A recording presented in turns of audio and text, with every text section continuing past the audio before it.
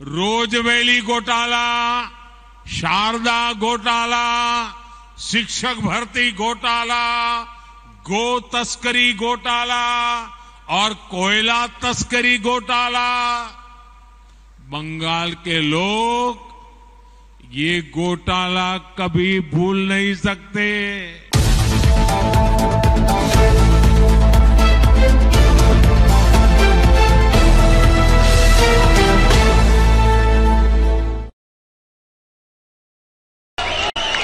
2024 में फिर एक बार भाजपा की प्रचंड विजय तय है। इसी वजह से ये सारे विपक्षी दल बौखलाए हुए हैं। इसलिए इन्होंने तय किया है कि चुनाव से कुछ महीने पहले किसी भी तरीके से जनता को गुमराह करके, कुछ लोगों को बरगलाकर, झूठे आरोप लगाकर सत्ता हासिल की जाए। आप जरा प्यार से बैठिए भैया। आपका उत्साह, जब बूथ में आप जाएंगे वहां उत्साह दिखाना। आजकल जरा ध्यान से सुनिए, आपको मजा आएगा। एक बात मैं आपको बताता हूं। आप बैठिए, आगे आने की कोशिश मत कीजिए भैया, आप बैठिए। आजकल एक नया शब्द बहुत पॉपुलर किया जा रहा है। वो शायद शब्द आपके कान पर भी आया होगा। वो जो नया शब्द पॉपुलर किया जा रहा है वो शब्द है गारंटी। बार बार शब्द आता है गारंटी। भाजपा के कार्यकर्ताओं की ये बहुत बड़ी जिम्मेदारी है कि लोगों को बताएं कि असल में ये विपक्षी दल किस चीज की गारंटी है। जानना चाहिए ना भाई, ये विपक्षी सब जो है वो किस चीज की गारंटी है। ये सारे लोग, ये दल गारंटी है भ्रष्टाचार की। ये गारंटी है लाखों करोड़ रुपयों के घोटालों की। कुछ दिन पहले इनकी एक फोटो ऑप कार्यक्रम हुआ था। मिलकर के फोटो निकालने का एक कार्यक्रम हुआ था। इस बैठक में शामिल दलों के इतिहास को देखेंगे तो पता चलेगा कि वो सब मिलकर के, जितने भी लोग वो फोटो में दिखते हैं ना, एक एक को जरा देख लीजिए। उन सबका मिलकर के टोटल लगाएंगे तो ये सारे मिलकर के कम से कम 20 लाख करोड़ के घोटाले की गारंटी है।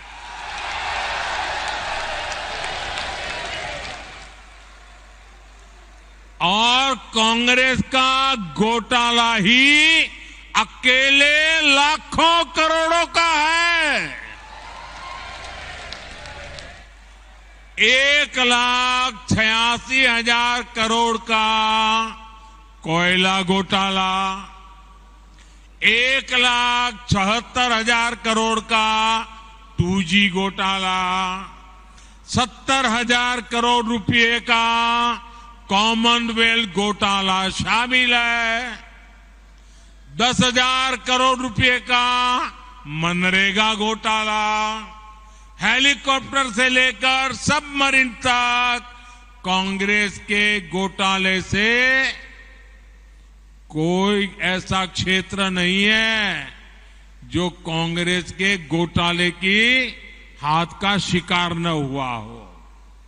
अब दूसरा देखिए, आरजेडी हजारों करोड़ के घोटाले का आरोप है। चारा घोटाला, अलकतरा घोटाला, पशुपालन शेड घोटाला, बाढ़ राहत घोटाला। आरजेडी के घोटालों की इतनी लंबी सूची है, अदालतें भी थक गई, एक के बाद एक सजा घोषित करती चली जा रही है। उधर तमिलनाडु में देखिए, डीएमके पर अवैध तरीके से 1.25 लाख करोड़ की संपत्ति बनाने का आरोप, टीएमसी पर भी 23,000 करोड़ रुपए से ज्यादा के घोटाले का आरोप, रोजवेली घोटाला, शारदा घोटाला, शिक्षक भर्ती घोटाला, गो तस्करी घोटाला और कोयला तस्करी घोटाला। बंगाल के लोग ये घोटाला कभी भूल नहीं सकते। अगर मैं एनसीपी की बात करूं तो एनसीपी पर भी करीब 70,000 करोड़ रुपए के घोटालों का आरोप है। महाराष्ट्र स्टेट कोऑपरेटिव बैंक घोटाला, महाराष्ट्र सिंचाई घोटाला, अवैध खनन घोटाला, इनकी लिस्ट भी बहुत लंबी है। इन पार्टियों के घोटालों का मीटर कभी डाउन ही नहीं होता। मैं तो कहूंगा कि बीजेपी के किसी कार्यकर्ता को कोशिश करनी चाहिए कि इन पार्टियों का घोटाला मीटर बनाने की एक बढ़िया, आप में से जो इनोवेटिव हो ना, बढ़िया इनके घोटालों का मीटर बना दीजिए। हाँ, इन पार्टियों के पास घोटालों का ही अनुभव है, इसलिए अगर कोई गारंटी है इनकी तो एक ही गारंटी है, और वो गारंटी है घोटालों की गारंटी। अब देश को तय करना है, क्या ये घोटालों की गारंटी को देश स्वीकार करेगा? देश स्वीकार करेगा? लेकिन दोस्तों, मैं आपके बीच में से पल करके बड़ा हुआ हूं, आपसे साथ काम करते करते आपने मुझे यहां पहुंचाया है, तो आज मैं भी एक गारंटी देना चाहता हूं। दे दूं? दे दूं? दे दूं? अगर उनकी घोटाले की गारंटी है तो मोदी की भी एक गारंटी है।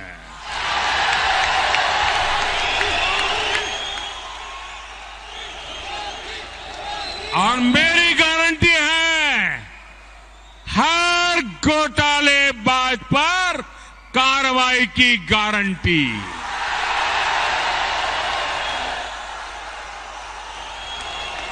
हर चोर लुटेरे पर कार्रवाई की गारंटी।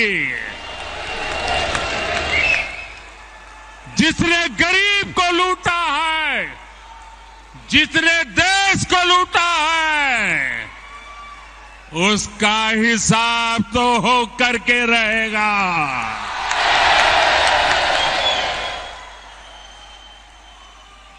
आज जब कानून का डंडा चल रहा है, जब जेल की सलाखें सामने दिख रही है, तब जाकर के ये जुगलबंदी हो रही है। इनका कॉमन मिनिमम प्रोग्राम भ्रष्टाचार के विरोध एक्शन से बचने का ही है। भाजपा के बूथ स्तर के कार्यकर्ता इस बात को गांव-गांव तक पहुंचाएंगे तो लोगों को इनकी वास्तविकता का पता चल ही जाएगा। लोग स्वयं जागरूक है, वो देख रहे हैं इस विपक्षी एकता की कोशिश के पीछे सभी दलों की क्या मंशा है। उन दलों की असली पहचान 20 लाख करोड़ रुपए के घोटाले की गारंटी है। यही उनका इतिहास है। आप देखिए कि गांव में कोई अपराधी जब अपनी जेल में सजा काटकर गांव में आता है तो उसे लेकर क्या रवैया रहता है। वो लोग उसके पास जाते हैं और उसे जानने की उत्कंठा रहती है कि जेल कैसी होती है। जिनको खुद जेलने का डर होता है, अब पटना से बढ़िया जगह क्या हो सकती है। और आज हम देख रहे हैं कि कई लोग जो जमानत पर चल रहे हैं, जो घोटालों के आरोपी हैं, जिनके ऊपर भ्रष्टाचार के आरोप है, ऐसे लोग उन लोगों से जाकर मिल रहे हैं जो सजा काट रहे हैं या जेल में से अनुभव लेकर के आए हैं। ये इस तरह एक दूसरे को बचाने में उसकी कोशिश कर रहे हैं। ये देश के लोगों को समझना है और देश के लोग हमसे भी ज्यादा इन बातों को भली भांति समझते हैं। साथियों, कोई गरीब ये नहीं चाहता कि उसके बच्चों के नसीब में भी गरीबी रहे। हमें लोगों को ये बताना होगा कि उन्होंने अपने बच्चों का भविष्य सुधारने के लिए जिनको वोट दिया उसका क्या परिणाम हुआ। परिवार के नाम पर वोट मांगने वालों ने अपने परिवार का भला किया। अब आपको सोच समझकर तय करना है कि आप किसका भला होता देखना चाहते हैं।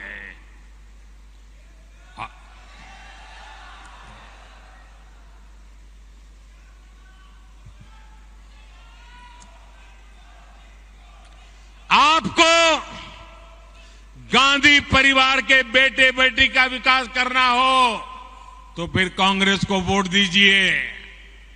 आपको मुलायम सिंह जी के बेटे का भला करना है तो फिर समाजवादी पार्टी को वोट दीजिए।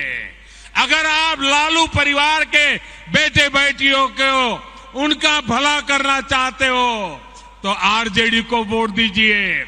आपको शरद पवार जी की बेटी का भला करना हो तो आप एनसीपी को वोट दीजिए।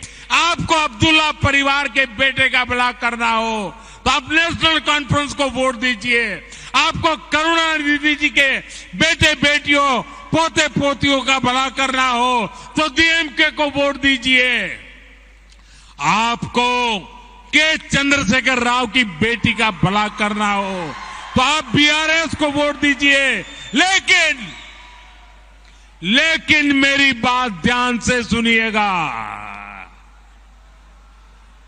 मेरे देशवासियों, मेरी बात ध्यान से सुनिएगा। अगर आपको अपने बेटे का, अपनी बेटी का, अपने पोते का, अपनी पोती का, अपने नाते का, अपनी नाती का, अगर आपको अपने परिवार के बच्चों का भला करना है तो आप वोट भाजपा को दीजिए।